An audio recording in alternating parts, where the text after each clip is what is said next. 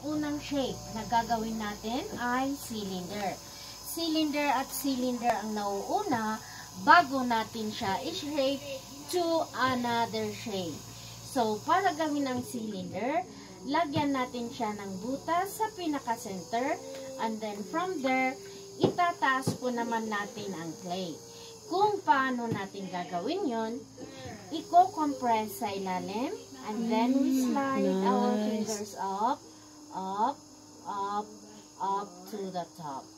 Ulitin natin para tumaas pa. Compress at the bottom, and then we slide our fingers up. Ang galing na. And up, Nice. Wow. and up to the top. So, ito na po ang ating cylinder. Ngayon, out of this cylinder, i-shape ulit natin siya to another shape. Sa shaping naman, ang pressure manggagaling from my inside hand. Itutulak natin palabas habang tinutulak, tinataas, dahan-dahan. Dito naman po sa gitna, itulak natin paloob. Dahan-dahan we will go up, up, up, and up. At bago naman po sa pinakamataas, tulak nating palabas at magiging what you see. Vase. Sa pottery, it's about feeling. Always feel how thick or how thin, so you would know when to stop. So dito, pwede natin siyang palubuin. Dito rin, para mabalanse. And then in here, pwede natin siyang paliitin by pushing it somewhere in.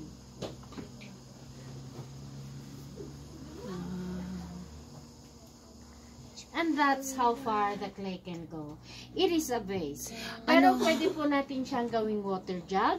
Lagyan lang po natin siya ng ganyan. Pag ako po, halimbawa ako maggawa ng ganyan, mga ilang gawa po kaya para makagawa ako ng ganyan? 1 taon po. Oh my God! 1 year. Oh, syempre yan. So, from here, ipapa-air dry namin siya ng 5 days.